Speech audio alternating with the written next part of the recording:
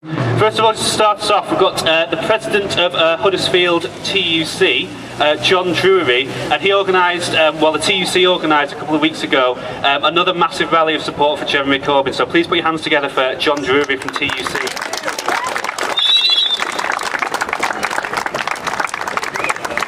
Right, thank you friends and comrades. I'm proud to stand in front of you today as President of Huddersfield TUC at this momentous time in British politics. John talks about going back 2 years, about the experience that has been useful to him in coming to this decision to support Jeremy Corbyn.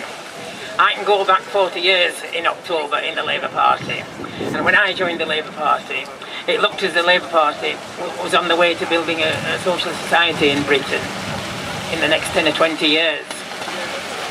Subsequent events upset me very severely. I gave Thatcher 2 years when she came in 1979.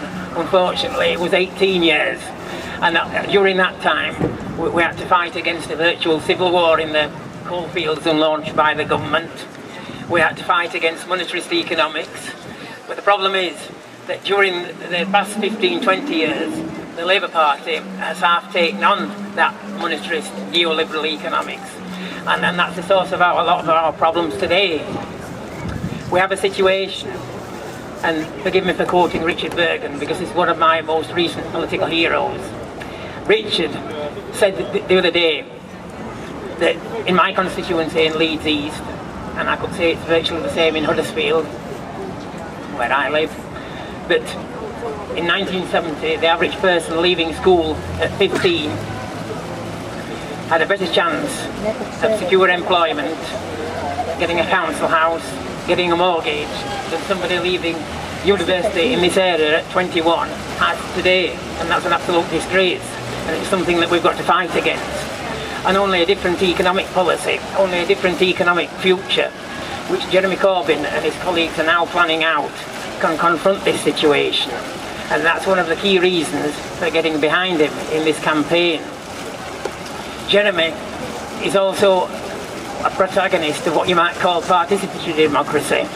I think representative democracy through our MPs has shown itself to be sadly lacking in the recent past. MPs becoming out of touch, not really appreciating what it's like in the real world.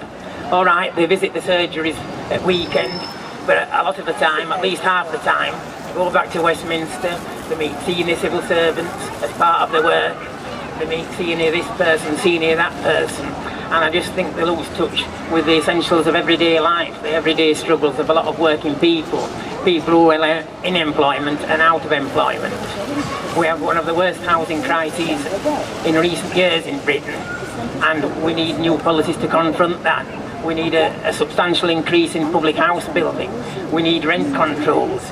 And nobody in the Labour Party, until the arrival of Jeremy Corbyn as leader, has been prepared to put that forward, initiatives like that so strongly as Jeremy has in the last year as leader of the Labour Party. And it's not only that, it's fighting against arms sales, what I call dirty deals with repressive prison systems in Saudi Arabia.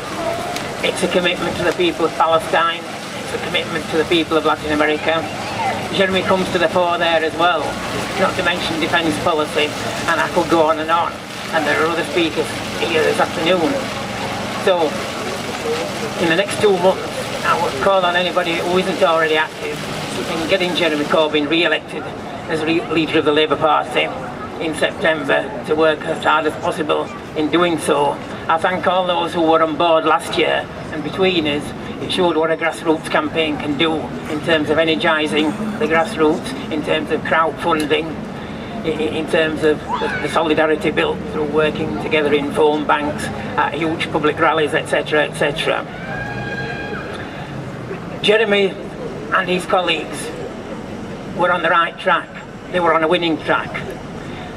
I don't know where the right-wing's comments are coming from about can't win elections.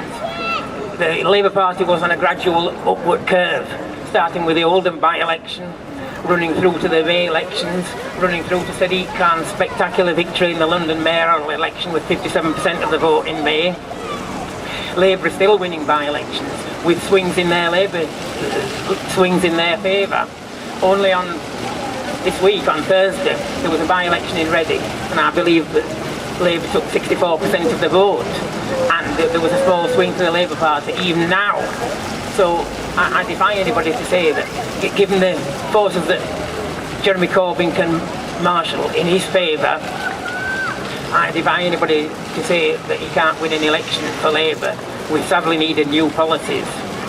So in the next 2 months we've got to work hard, but I'm confident that we can win another victory for Jeremy and his colleagues.